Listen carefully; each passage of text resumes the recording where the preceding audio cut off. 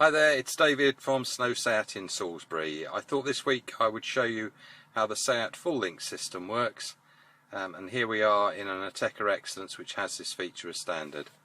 So we turn on the infotainment system, select the app control which will give us access to Full Link.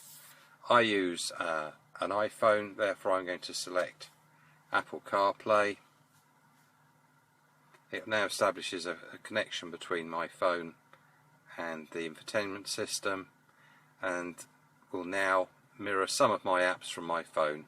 So I've got things like my phone contacts, the music that's on my phone, Apple Maps for satellite navigation,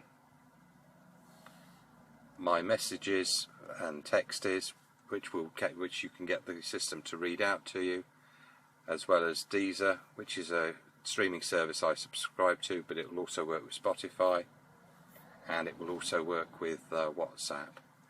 It uses Apple Siri, so again voice activation. You can also use it if you have an Android phone with Android Auto and MirrorLink. So there we have it, Seat Full Link.